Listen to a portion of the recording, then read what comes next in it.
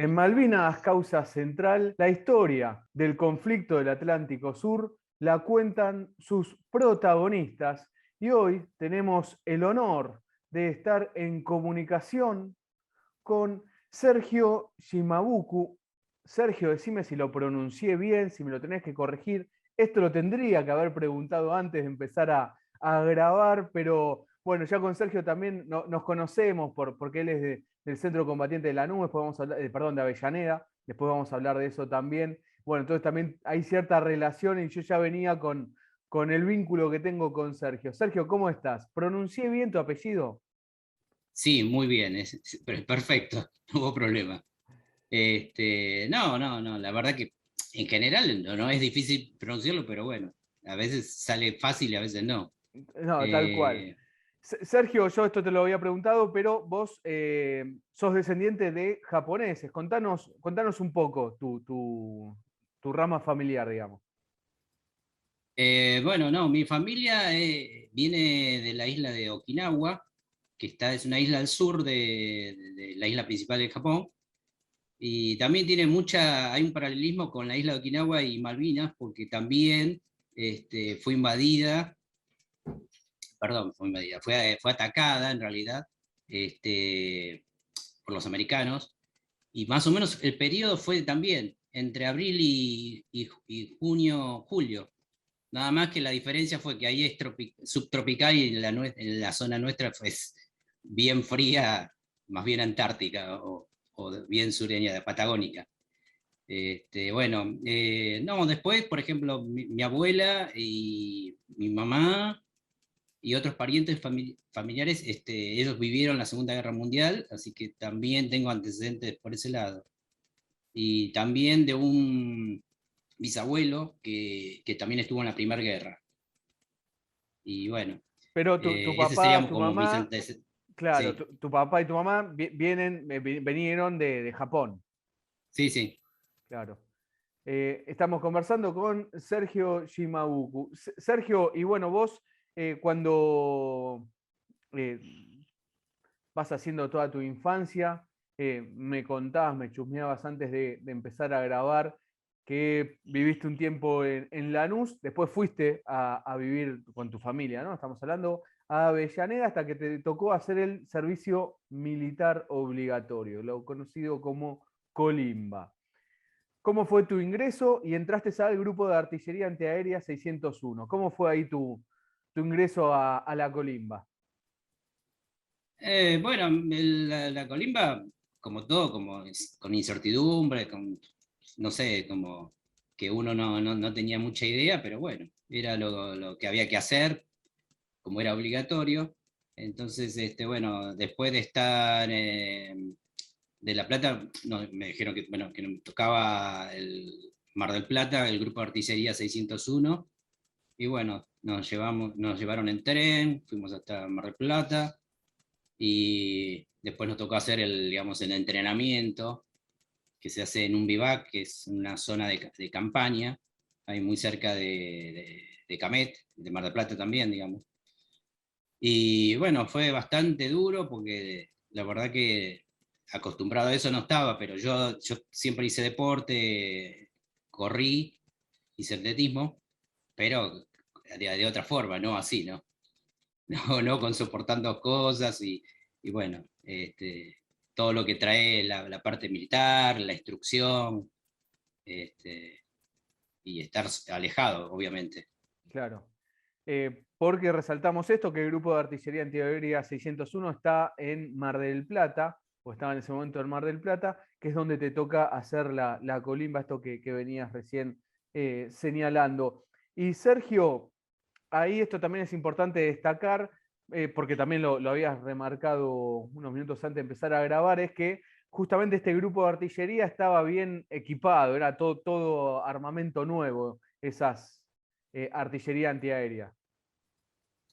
Sí, todo ese equipamiento había sido comprado, creo que en función de la cuestión de Chile, que había pasado años atrás, o sea, anteriores a Malvinas, y bueno, y la verdad que el armamento era muy moderno, tenía computadoras, todo funcionaba con sistemas eléctricos grupos electrógenos, y la verdad que para la época era muy, digamos, de alta tecnología, ¿sí?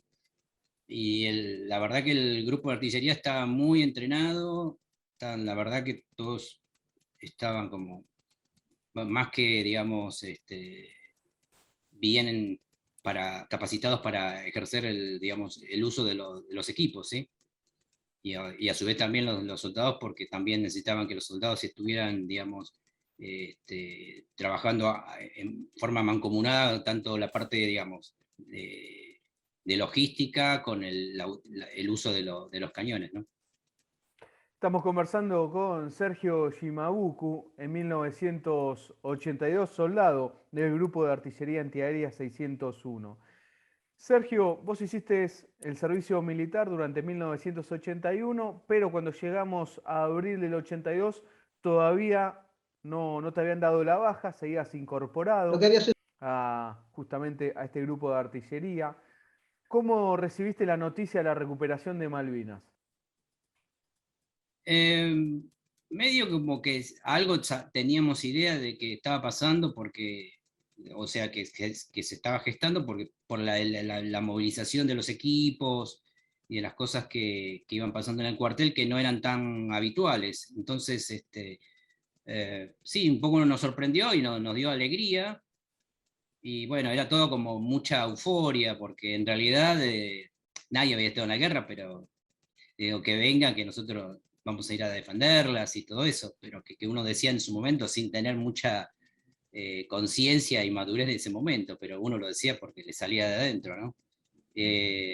Aunque también era una cosa que nosotros desconocíamos en realidad, porque después, al ir primero a Comodoro Rivadavia, porque no fuimos directamente a Malvinas, sino que primero estuvimos unos días en Comodoro y después sí fuimos a la isla. Ahí ya se empezaba a sentir el rigor del clima y ya era mucho frío, que nosotros sí estamos acostumbrados, pero tampoco tanto. Y bueno, no, la verdad que nos sorprendió. Más que nada porque después los que pudieron ir o que nos tocó ir, algunos fuimos soldados que ya estábamos incorporados y después el grueso era soldados nuevos, que muchos no los conocíamos, apenas lo conocíamos de haber hecho, digamos, ellos la instrucción, ¿no? La instrucción militar.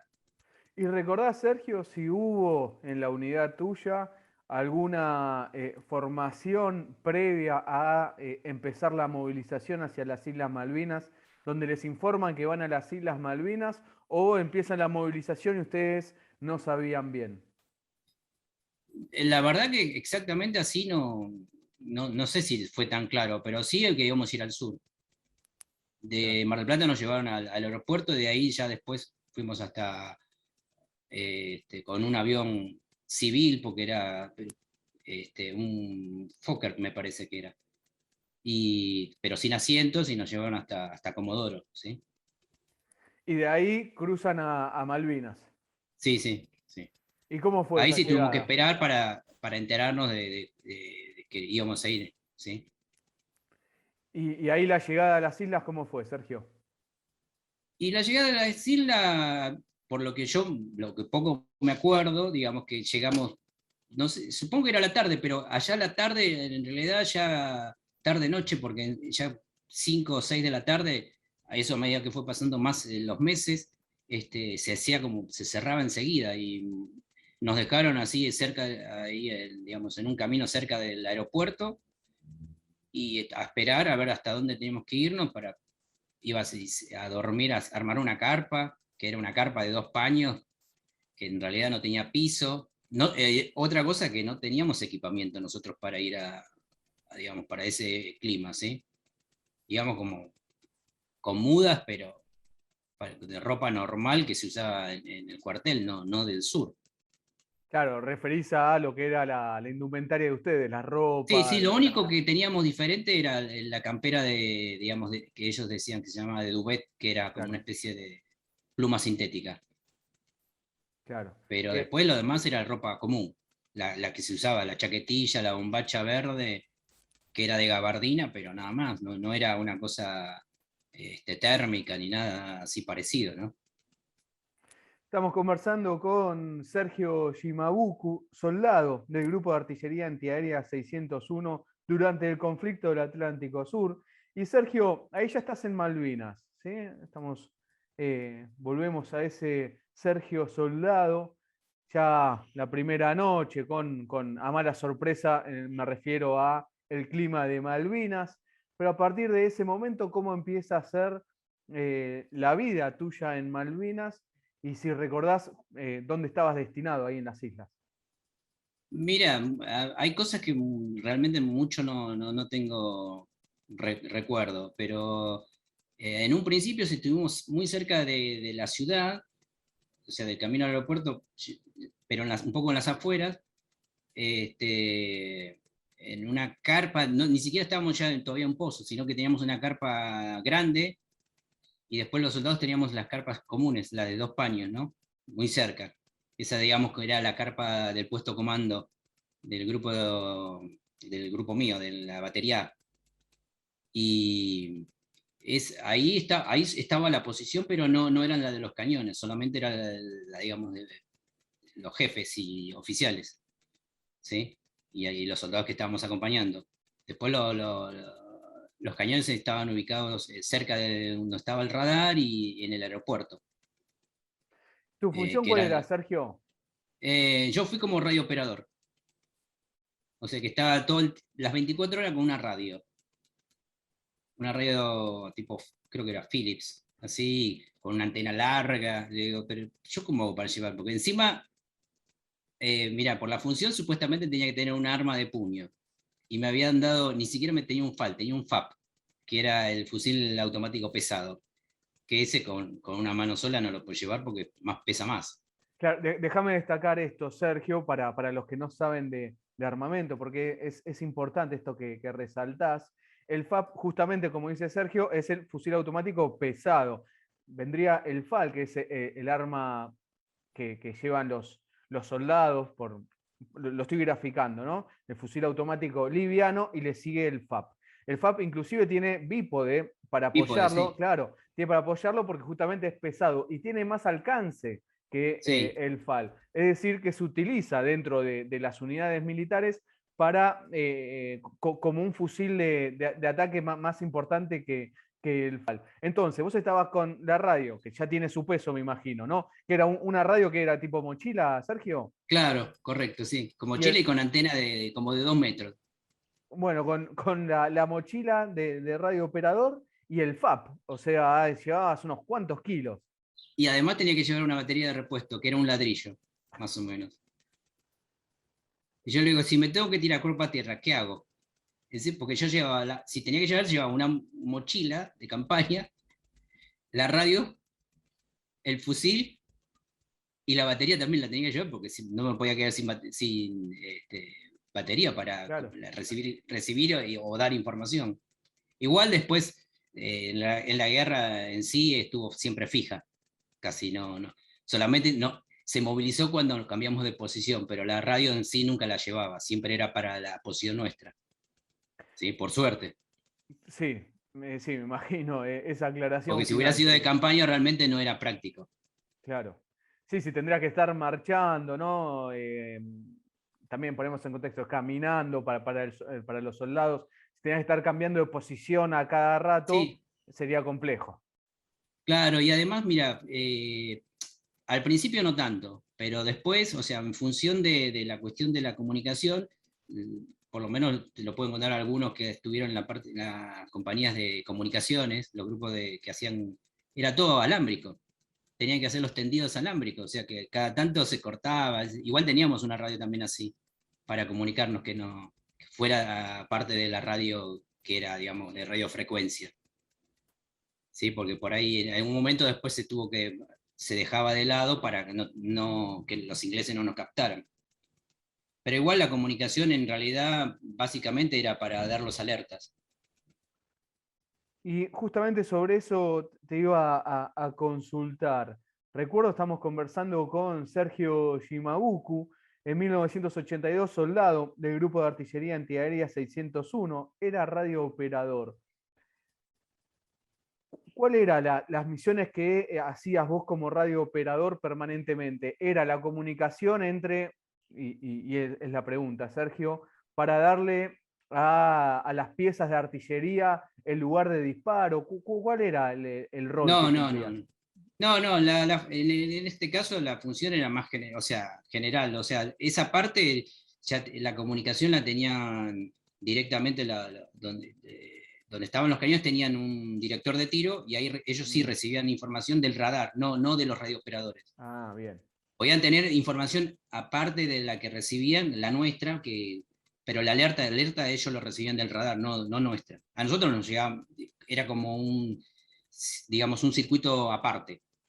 Todo lo que fue el sistema antiaéreo fue una de las cosas que mejor funcionó en Malvinas, porque estaba la Fuerza Aérea, la Marina y el Ejército, hicieron todo un sistema de alerta temprano y digamos, como de turnos. Cuando uno estaba activo, el otro tenía que descansar, porque no, si no, eran 24 horas. O sea, a partir de mayo, cuando empezó el ataque, ya de ahí era ininterrumpido durante cualquier hora del día. Entonces, si no hubiera funcionado de esa manera así coordinada, no se hubiera podido tener efectividad. Y aparte, si no, eran 24 horas a full. ¿Sí? No había descanso. Esto que resaltás es muy importante, Sergio, porque de los aprendizajes que dio el conflicto del Atlántico Sur, justamente ese trabajo en conjunto que hicieron las tres fuerzas en lo que es la cuestión de artillería antiaérea fue exitosa y de ahí se tomó mucho porque después cada arma hacía, me refiero a ejército, armada, que es la Marina Militar, y la Fuerza Aérea, hacía como los voy también a graficar su guerra aparte. Entonces, justamente en la artillería antiaérea, que hubo unificación, que hubo un trabajo en equipo, fue muy eficiente, como resalta Sergio. Sergio, antes de irnos al 1 de mayo y cómo fue el bombardeo, para que quede ahí claro, vos como radiooperador que recibías las órdenes que daban los jefes, pasabas el mensaje a otro jefe, ¿cómo era eso? Sí, si estaba el oficial a cargo, sí, si no, era una voz así general, pero ya los lugares donde estaban los cañones ya estaban en alerta. ¿Sí? Ellos, el primer alerta lo tenían, digamos, las posiciones. Claro, por el El nuestro radar. era un puesto comando, es como un aviso general que teníamos que tener para hacer, digamos, que la gente esté a cubierto, ¿no? Cuando daban el alerta. Ah, A bien. veces era un falso alerta. Igual, el primer ataque fue bastante confuso porque no había una coordinación creo que, del aviso de quién iba, si era, digamos, un avión propio o el enemigo, que después sí lo podíamos llegar a ver, pero eh, al principio, después ya no, porque ya por la altura y eso solamente lo detectaban, se daban cuenta los que manejaban los radares, no, porque así, a verlos a simple vista no fue al principio, después ya no. Y metámonos en ese 1 de mayo. Sergio, recordemos, 4:40 de la mañana aproximadamente, aviones Vulcán atacan la pista aérea de Puerto Argentino, que estaba próxima a Puerto Argentino, ahí en la capital de Malvinas. Horas después empiezan los ataques de los aviones británicos Harrier y Sea Harrier a ya sea la capital, sobre todo al aeropuerto, a distintos puntos de las Islas Malvinas y además se le va a sumar lo que es el bombardeo de artillería. Sergio, ¿cómo fue? Bueno, recién nos adelantabas algo la confusión, pero ¿cómo fue para vos esas primeras bombas caer? Bueno, en ese, digamos, en ese momento nosotros no estábamos en el aeropuerto, pero estábamos cerca, un par de kilómetros. Pero después, a mediados de mayo, cambiamos de posición y eso era como de rotación, porque nosotros en la zona, no digo que estuviéramos más tranquilos, pero era menos activo. Y después pasó a ser que nosotros nos mandaron al aeropuerto y ahí sí sentimos los bombardeos porque era todo el tiempo que caían las bombas. Igual no solamente eran bombas comunes, sino también las racimo, esas que tenían retardo, que muchas veces pasaba que después del ataque y de los alertas, por ahí uno estaba en una actividad cotidiana, ¿no? Salía del pozo, iba, no sé, a buscar algo y de repente había una explosión y no sabíamos por qué era. Y era por eso, porque habían esas bombas que tiraban, tenían bombas que no explotaban en el momento que caían, explotaban después. E incluso, mira, algo muy gráfico, en el pozo que nos tocó estar en el aeropuerto, que fue hecho bastante, muy bien protegido, porque era con partes de la pista de aluminio, todo después con bolsas de arena. Bueno, a metros de donde estábamos nosotros había bombas de 500 libras sin explotar, quedaron enterradas. Nunca pregunté si le habían sacado la espoleta o si se había Claro. desactivado, pero bueno, Estaban ahí estaban las ahí. bombas, sí. Sí. Y, Después sí, veía los cráteres, las que habían explotado, pero. claro. Y una vez pasó así de que explotó una bomba y como no sabíamos qué pasaba y era un momento que no había actividad, digamos así, no había alerta, y lo primero que uno ya le habían dicho era que tenía que buscar resguardo en una zona de depresión, ya sea como un charco o algo para el estilo, o tras de algo, porque por ahí las esquirlas lo primero que es rasante y entonces uno tendría que estar por debajo del nivel, digamos, del ras para evitar eso, ¿no? Las heridas sin poder esquivarla, digamos, de alguna manera. Estamos conversando con Sergio Shimabukuro, 1982, soldado del Grupo de Artillería Antiaérea 601. Sergio, algo importante también del 1 de mayo que comienzan los ataques, se va a dar la desgracia de el derribo de un avión propio. Sí, mira, nosotros había en un momento, cuando estaban pasando, como que decía, bueno, si querían como que todo el mundo quería hacer algo.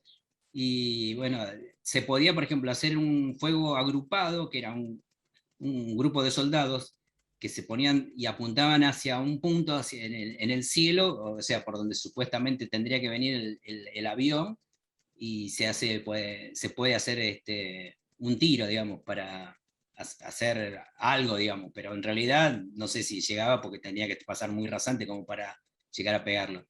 Pero sí, hubo una confusión y hubo ¿cómo es?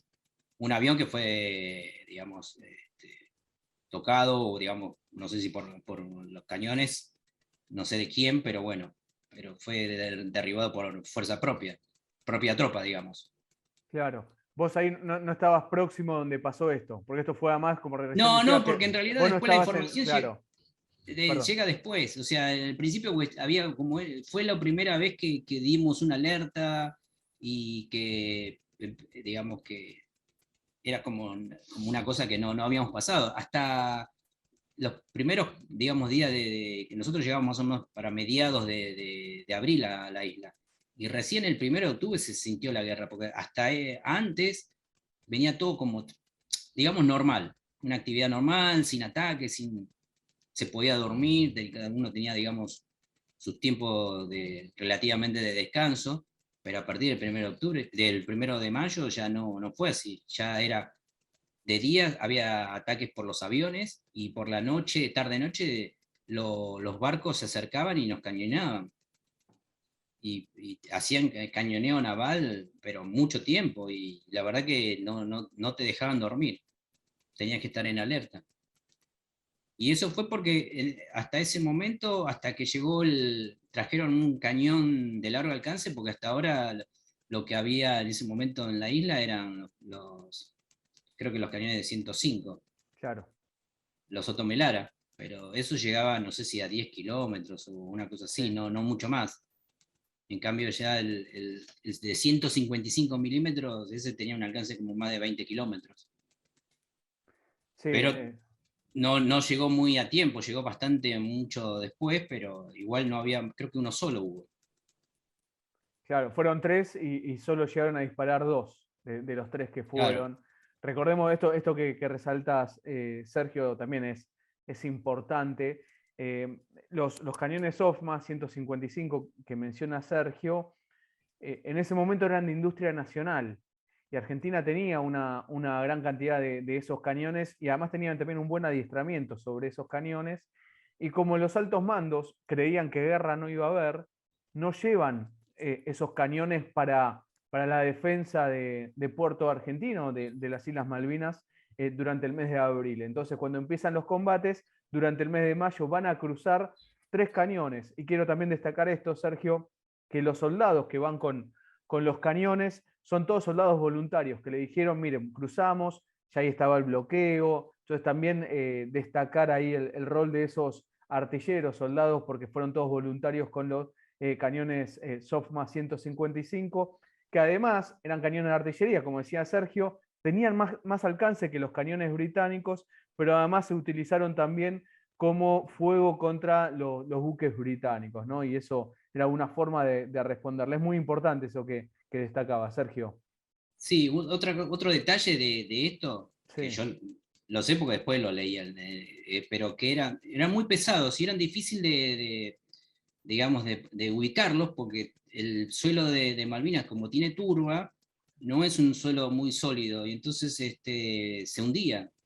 O sea que había que ubicarlos bien porque por el tipo de cañón, por el retroceso y por el peso que tenían, no era fácil ubicarlos. Y aparte tampoco de movilizarlos porque había que protegerlos después de los bombardeos. Porque una vez que si detectaban la posición tenían que movilizarlo, igual que algunos cañones que si eran ya detectados y entonces tenían que tratar de movilizarlos, ¿sí? Para que no fueran después, en el próximo ataque, sean atacados.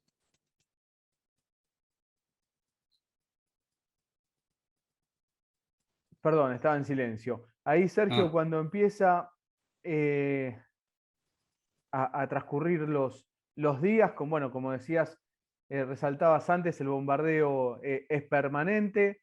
Además, ustedes, el Grupo de Artillería Antiaérea 601 y la Artillería Antiaérea en conjunto, como habías resaltado vos, que también es importante destacar, entre la Fuerza Aérea, Ejército y la Armada, van a derribar a buques, perdón, a aviones británicos. A partir de eso también, esto es importante ponerlo en contexto, los ingleses los ataques los empiezan a hacer con mayor altura, ya que la artillería antiaérea los derribaba. Pero en toda esa espera que van pasando los días, ahí Sergio, ustedes van pasando hechos importantes y después quiero ahí que me vaya destacando si ustedes como soldados se iban enterando o no. El hundimiento del crucero Ara General Belgrano, el hundimiento del Sheffield, ¿no? El buque británico. Después el 21 de mayo viene el desembarco británico y los combates por Darwin Pradera del Ganso. Todos esos acontecimientos, ¿cómo lo iban viviendo ustedes? mirá, nosotros teníamos una radio de portátil y a veces teníamos información, pero no de Argentina, sino de Uruguay, de Radio Carve. No sé si está cerca de Colonia, no sé, llegaba a la isla, llegaba. Pero la información igualmente por propia tropa no llegaba. No nos informaron del hundimiento. O sea, eso sí, después nos enteramos, lo enteramos como digamos, por la radio y que decían que nosotros estábamos bien, pero en realidad a partir del 1 de mayo la situación, digamos, de vida cotidiana se fue cada vez haciendo más sufrida, porque el alimento ya empezaba a escasear, ya no era comida tan sólida, digamos que no había cosas consistentes, no teníamos fruta, el descanso tampoco, porque al haber tantas alertas, entonces el tiempo de descanso era menos. Y aparte había que hacer logística, que había que buscar, había que prepararse y siempre estar atento. Y aparte es todo esto de la guerra genera mucho estrés, aunque nosotros no sabíamos que era eso, pero bueno, sí nos, como que la falta de descanso, la tensión, siempre a la espera de cualquier ataque, y lo que podía pasar, eso siempre hacía que estuviéramos menos descansados de alguna forma, por más que durmiéramos. Yo, por ejemplo, no tengo noción del tiempo que dormía, ni cuándo. A mí me dejaban con la radio y bueno, tenés que estar ahí atento y bueno, pero no, la verdad que no me acuerdo. Y estaba, Seguramente habré quedado dormido y habré pasado un par de horas y no me, pero no sé, claro. la verdad no me acuerdo. Claro, no tenías ese momento de, bueno, me voy a dormir de tal hora a tal hora, ¿no? Estaba siempre No, con la no, no, radio porque todo el atento. tiempo estábamos así, que estábamos en los alertas, se escuchaban bombardeos o cañoneo, entonces siempre estábamos como medio semidormidos, digamos, Claro. no con un sueño profundo, digamos. Y ahí siempre estuvieron, Sergio, en ese búnker que habías contado que habían Sí, hecho en con el las aeropuerto placas. sí, sí, sí, ahí, ahí. Lo que pasa es que yo, por ejemplo, no estaba con los cañones, yo estaba como en un puesto comando. Claro, Entonces ahí yo no tenía el contacto directamente con los cañones. Los cañones estaban emplazados en otras posiciones, más cerca. Nosotros estábamos cerca de la pista, pero hay otros que estaban protegiendo, por ejemplo, o combustible, o el radar, y si había digamos, cosa que fuera digamos, que es necesaria que tuviera de seguridad con los cañones, estaba ubicado cerca, ¿sí? Pero en realidad la posición nuestra era el puesto comando. y estamos conversando con Sergio Shimabuku, en 1982, soldado del Grupo de Artillería Antiaérea 601. Sergio, y lo pongo también en contexto para quienes nos están escuchando, el aeropuerto está a unos pocos kilómetros de Puerto Argentino, pero las partes donde se empieza a dar el combate por justamente la capital de las Islas Malvinas estaba alejado a unos kilómetros, no muy lejos, pero estaba a unos kilómetros donde estaban ustedes. ¿Cómo fuiste viviendo los días de los combates finales? La verdad que nosotros no estábamos cerca, sí, porque los combates fueron, eh, digamos, en la zona montañosa, ¿no? Digamos, ¿no? Claro. Y nosotros en realidad al principio suponíamos que estábamos como en primera línea, pero nunca estuvimos en primera línea porque el desembarco no fue por el lado, digamos, cerca de Puerto Argentino, sino de la bahía de San Carlos, que era Claro, como la retaguardia nuestra. claro, ustedes quedaron en la retaguardia. Claro. Y no, lo que sí nos decía que podía venir algún grupos comandos, o sea, que desembarcaran en las playas y nos atacaran para desactivar la defensa del aeropuerto, digamos, o los grupos, digamos, las compañías que estuvieran ahí cerca nuestra para desactivarle la defensa, ¿no? Pero no, en realidad fue todo por el otro lado, o sea, la parte quedó, nosotros nos quedamos, digamos, en la primera línea. Igual la artillería antiaérea no va a estar en primera línea porque siempre tiene una defensa como en este caso de la ciudad, del aeropuerto, del radar, o de un polvorino, alguna cuestión así, pero no, digamos, en la primera línea. Aunque hubo una parte de nuestro grupo que sí estuvo en, digamos, actuando como si fuera de tierra, digamos, De tirando infantería. al ras. Ah, claro, usando los cañones para en el combate, ya ahí en esos combates que se daban. Claro, sí, sí. Pero eso fue, bueno, o sea, porque ellos estaban, era el grupo B, digamos, que ellos estaban, ay, ahora sí me suena laguna. Pero sí, ellos tuvieron que, al final, actuaron como si fuera artillería de tierra. Claro. Pero, y vos, Sergio, desde tu posición, desde el búnker con la radio, ¿cómo ibas viviendo los combates finales que se van a dando justamente por Puerto Argentino? ¿Qué era la información que te llegaba, el ruido de los combates? ¿Cómo vivías todo No, eso? mira, en realidad yo estuve como medio aislado con ese búnker. Lo que sí teníamos información y después en la medida que fue avanzando el combate y la guerra, después en un momento ya se veía que estaban cerca porque se escuchaban las transmisiones de ellos. Yo las recibía en la radio. Y yo le dije, mire, se está escuchando, le comuniqué a los oficiales, digo, hay comunicaciones radiales del ejército inglés pero igual mucho no podíamos hacer, porque yo no sabía cuánta distancia podían llegar a estar, pero ya notábamos que, no sé, nosotros podíamos haber seguido combatiendo. Igual nos dijeron, por radio nos dijeron que había que cese el fuego y impartir la noticia, y bueno, igual ya los cañones también, me imagino que habían recibido esa información, y después quedó todo ahí. nada, Sergio, nada. ¿te acordás de ese momento cuando escuchaste las voces inglesas en tu radio, digamos, de ese primer momento? ¿Lo recordás? Sí, sí, no, por eso te decía que yo No, no, escuchaba, igual era, parecía como en mi, como mi memoria, viendo los programas de las series americanas de combate, que se nombraba un nombre con un número, no sé, o Charlie o no sé qué, y bueno, pero igual muchos no me hicieron, no me dijeron nada. Me dijeron, bueno, están ahí, estarán cerca, pero. no, pero tu sensación, ¿no? Digo, en Claro, ese sí, sí, momento sí, no, escuchar no. voces inglesas en la radio. Como cosas entrecortadas, y aparte si Claro, estaban en clave, mucho no se podía entender. sí, claro, Pero claro. bueno, no sabemos a qué distancia ni nada. Pero ya el hecho de saber que estaban cerca, bueno, sí, nos dio como una alerta. Igual, este, por eso nosotros, o sea, como no había tanta información, y vos pensás que desde afuera ahora uno se da cuenta que era todo como una cosa para no sé si era para de aislarlo en cuanto a la información y no saber, no crear incertidumbre o, no sé, miedo, no sé. En realidad no había, el miedo sí, hubo miedo porque en realidad uno no, Sí, obvio, todos tuvimos miedo y es así, es humano que te totalmente, pase, ¿no? totalmente. Este, no, es más, mira, una anécdota, una noche, ahí va, no sé si fue noche, madrugada, pero se escuchaba el bombardeo tan cercano, los pocos que estaban descansando, yo digo, ¿qué les aviso?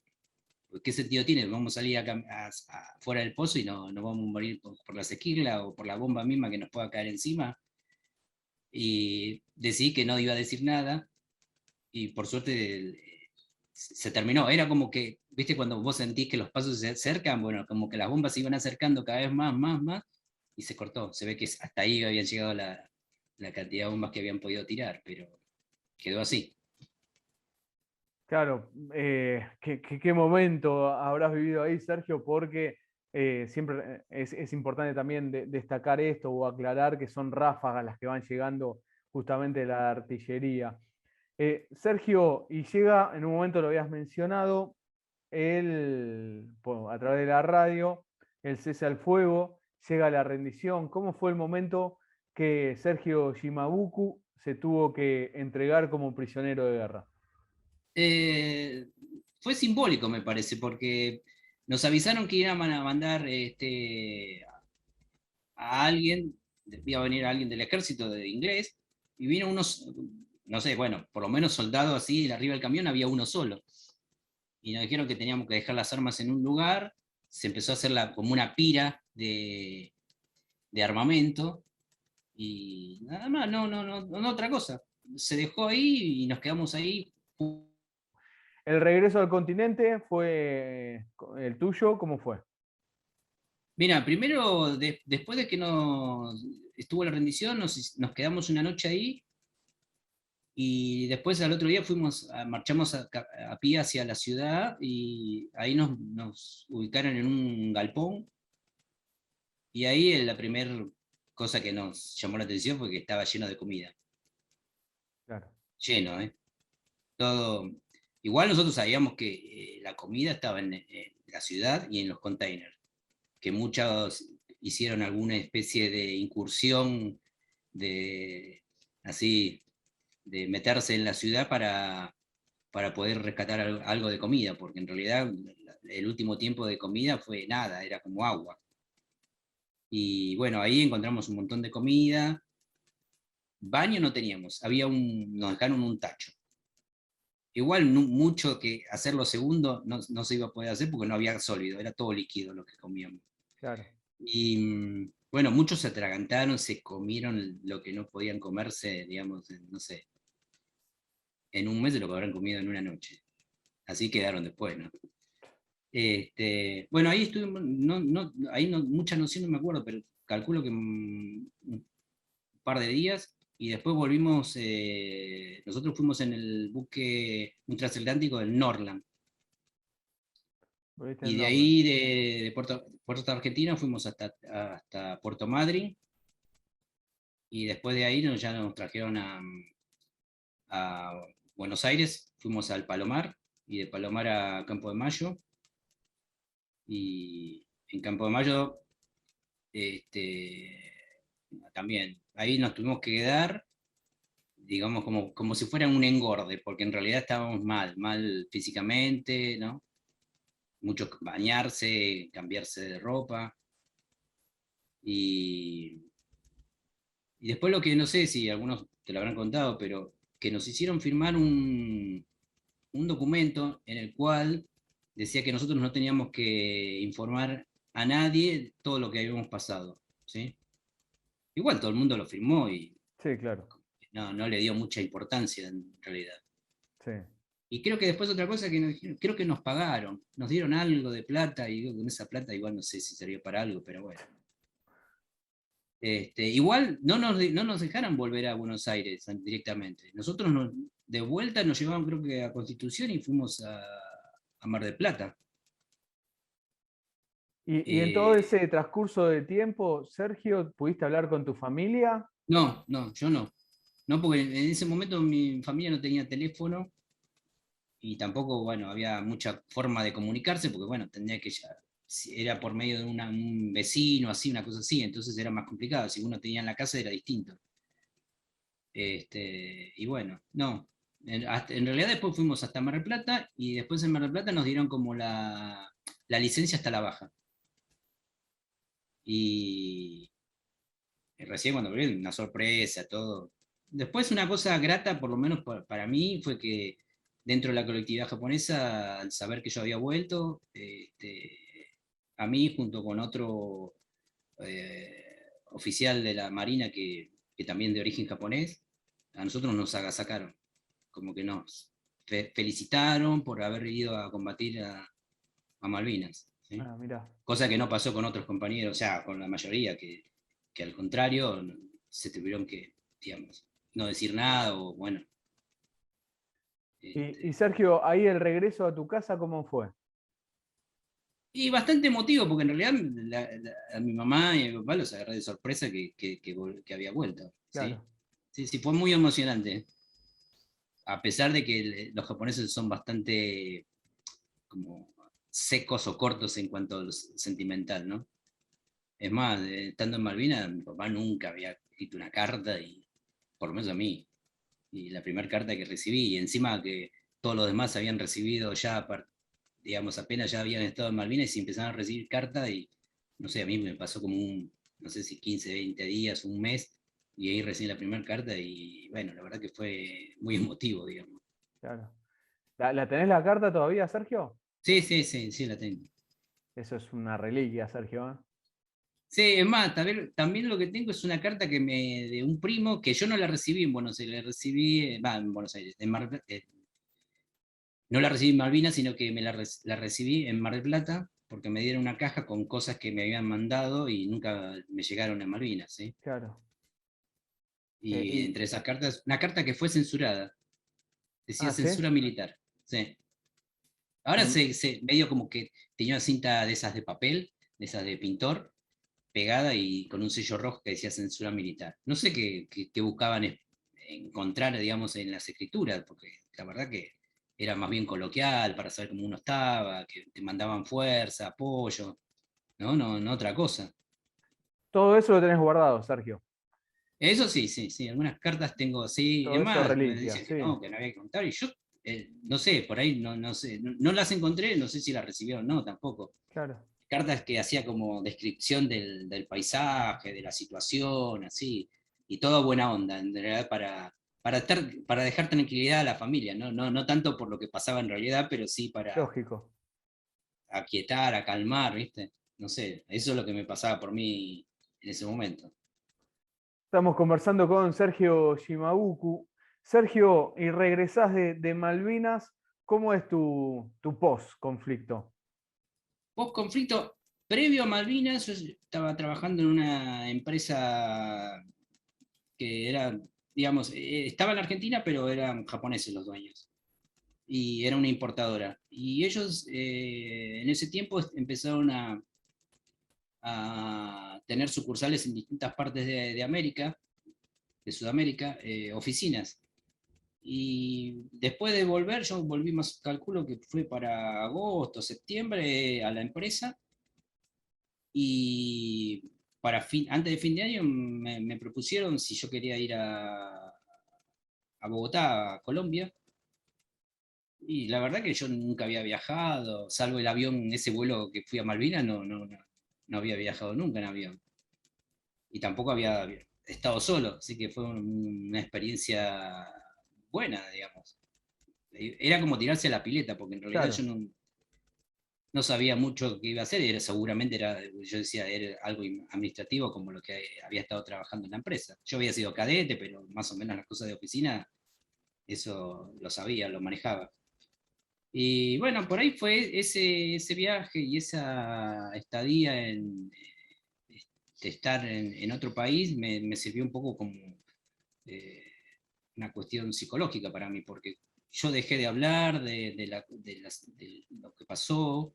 Algunos que me preguntaban, obviamente que yo contestaba, pero no tuve esa cuestión de que algunos por ahí, yo calculo que debe ser por el estrés que generó el estar en primera línea o estar en zonas de más, por la posición de combate, ¿no? Eh, a situaciones más cruentas y difíciles, no sé, por ahí estuve más resguardado y entonces, y mentalmente estaba como pensando siempre muy en positivo y este, que, bueno, si me tenía que pasar, me pasaba, pero no como una cosa que, miedo de que todo el tiempo estar pensando que te van a matar o una cosa así, porque había muchos por la inmadurez y así, y yo creo que les pasaba eso, que estaban todo el tiempo como guardados y bueno, pero había que darle fuerza, porque si no, eso por ahí te trae mucha cuestión de como una cosa depresiva o de, no sé, ahora lo veo, ¿no? Así. sí, sí, En ese momento decía, bueno, no sé, por ahí el miedo lo decía, no puedes tener miedo, pero sí, tenés miedo porque obvio. entre el frío, el hambre y encima tener que Y, soportar que te estén y estar en una guerra, agrediendo, ¿no? Claro, digamos, con armamento, no es una cosa fácil. tal cual. No, yo calculo que eso a mí me ayudó y también es como que yo te comentaba al principio, que por ahí eso fue como un bajar la cortina de todo lo que pasó y por eso hay cosas que por ahí no me afectaron tanto, pero bueno, no sé, igual uno nunca sabe, porque dicen que eso que uno pasa como tan estresante y como es una guerra o una situación violenta genera estrés postraumático, que puede despertar en cualquier momento. En algunos por ahí no pasa nada y otros que sí. Y Y bueno, no, sí, sí. no, y vos después del viaje, en un momento regresás aquí a Buenos Aires y vos hoy pertenecés también a la Asociación Combatiente de Malvinas de Avellaneda. ¿Cómo te incorporaste? Y contanos un poco sobre lo que hacen Eh, ustedes.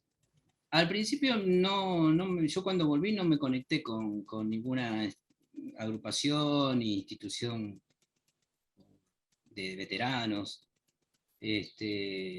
Bueno, después en un momento yo tuve un periodo medio, digamos, medio depresivo, este, y hasta que después volví a conseguir un trabajo, un amigo me consiguió, y calculo yo que, mira, porque en los 90 propuse estudiar, lo hice, pero después en un momento ahí no, veía que no iba ni para atrás ni para adelante, igual seguía trabajando, siempre en cosas privadas, a Ujú. veces en negro, no en blanco, y más o menos recién en el 2000, más o menos 2000, ¿será? 2001, 2002, que me conecté con algunos veteranos. En Avellaneda, en realidad no es que me conecté, en Avellaneda estaban haciendo como un censo, como rastreando a veteranos, porque en la municipalidad de Avellaneda habían creado un departamento de veteranos y ellos estaban encargando de ir buscando a los veteranos, a ver si estaban todavía en la actualidad, o sea, si en ese momento estaban viviendo en Avellaneda Y a partir de ahí, bueno, no con esta agrupación, con la Asociación de Combatientes de Malvinas, sino con la de 2 de abril, que se comenzó, digamos, a funcionar en el taller de un veterano, que ahí más o menos en Sarandí, en la calle Bedia. Pero no era ni siquiera una institución, o sea, la institución era porque nosotros éramos el grupo, pero... Claro. Y ahí empecé a participar, aunque no, yo estaba trabajando en el rubro gastronómico, ¿no? A partir del 2003 yo me quedé sin trabajo, porque justo trabajaba en una empresa que tenía un local en un shopping y cerró el local, y bueno, ahí me quedé sin trabajo, y bueno, me conecté con los veteranos y justo ellos estaban haciendo una movida para ver si los veteranos podíamos ingresar en el municipio. Y bueno, logramos que entraran 8 veteranos y bueno, entre ellos tuve la suerte de entrar ahí y desde ese momento, de 2003, estoy en la Municipalidad de Avellaneda. Y además también ahí ya con la Asociación Combatiente de Ah, Malvinas. sí, sí, sí, no. Después, bueno, a raíz de que yo estuve participando bastante tiempo en la otra institución, en la 2 de abril, Claro, la verdad que fue bastante también, eso es medio o bastante estresante estar con veteranos porque no hay tanta coincidencia por ahí en muchas cosas y a veces no son tan ordenados en muchas cosas. Después un poco me alejé y después me contacté con esta asociación y bueno, yo más que nada porque ya los conocía a ellos. Muchos estaban en el departamento de veteranos de Avellaneda del municipio y otro que ya los conocía. Y la verdad que como que nosotros éramos como que de otra manera de pensar por ahí, más de, de trabajar en forma solidaria, de ser un poco más responsables, de ser, no sé, por ahí menos políticos y tratar de solucionar los problemas nuestros, no meternos en cuestiones políticas, ¿eh? claro, Sí, usar la política, pero para nosotros, no que nos usen a nosotros. claro. Y Sergio, lo último, agradecerte todo este tiempo que nos has brindado para conocer tu historia. Salimos a la calle y vemos, es común ver algún auto, alguna remera o algún local, una calcomanía de Malvinas, está el símbolo de las islas por todos lados. ¿Qué sentís cuando ves las islas, cuando ves la calcomanía? ¿Qué es Malvinas para vos? Malvinas, mira, creo que con el paso del tiempo termina siendo como que representa un poco la soberanía, ¿no? O sea, el territorio y la pertenencia que tiene para nosotros, porque vos fíjate que por ahí creo que en cualquier parte y me ha tocado viajar y recorrer, y siempre ver alguna plaza, alguna pintura, más allá de los autos y camiones, a veces incluso a veces los municipios también fomentan eso y nos apoyan con eso, que poniendo las Malvinas o alguna frase o alguna cuestión de algún veterano de Avellaneda también fallecido, que ha pasado con la municipalidad, no, creo que ahora no me acuerdo el nombre de la empresa que estuvo en un momento haciendo la recolección de Avellaneda y le habían puesto los nombres de los veteranos que habían fallecido. Y bueno, eso pegado ahí en la puerta o en alguna parte de la carrocería. Sí, la verdad que me parece que es como el símbolo que tienen, que es, no sé cómo explicarlo, pero la gente lo siente, a veces se transmite por, no sé, no sé si es por una cuestión de que a veces la historia un poco, pero creo que más ahora, desde los veteranos y desde mucha gente que apoya esto, de la malvinización, que es un poco recuperar nuestro territorio y mantenerlo como propio, porque si nosotros no hacemos algo, los de afuera se lo llevan de alguna forma, ya sea el mar o el territorio también, ¿no? No sé, no es fácil para mí definirlo, pero es como a veces... Y en tu vida, Sergio, Malvinas, ¿qué es? Y es una importante porque en realidad me cambió la vida. Sí, o sea, no sé qué hubiera pasado si yo no hubiera ido a Malvinas, si no hubiera viajado, no sé. O sea, me tocó estar bien en el sur y después me tocó irme para el norte. Y bueno, pero a veces la vida, qué sé yo, es lo que se da y bueno, uno acepta lo que le genera el universo, ¿no? Y bueno, no, es importante, sí, yo no sé cómo decirlo, pero creo que este, para mucha gente por ahí no sentirá nada, pero bueno, uno tiene que tratar de explicar y de inculcar esto, porque nosotros a través también de la Universidad de Avellaneda, con una materia que ellos tienen, nosotros estamos trabajando y la verdad que sorprende, digamos, cómo afecta, primero el desconocimiento de no saber de qué se trata, y después, una vez que tienen idea y conocimientos, cómo eso toma otra forma y genera como una semilla para discusión y para investigar y saber un poco más, porque la mayoría tiene información, digamos, del día, digamos, de tal fecha y nada más, pero en realidad es mucho más que eso, pero bueno,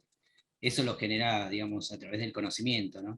Y más si es a nivel universitario, más todavía, porque también habría que tratarle de hacerlo a todo nivel, desde el primario, Claro, secundario, y que sea como de una materia que figurara, ¿no? claro. Gran laburo. Hace ahí en la UNDAV, en la Universidad de Avellaneda, Lucas Molinari y Rodrigo están trabajando con ustedes, con la Asociación Combatiente de Malvinas de Avellaneda, en su materia justamente una excelente articulación, así que es importante destacar cómo estás haciendo.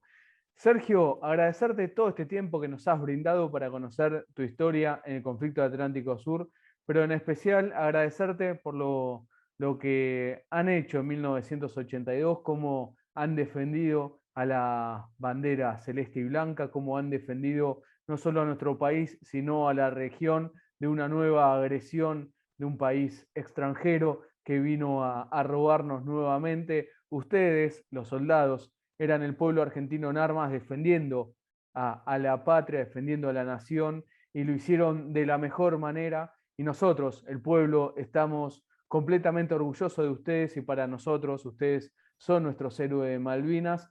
Así que agradecerte por todo este tiempo, pero en especial, Sergio, agradecerte por lo que hiciste en 1982. Muchísimas gracias.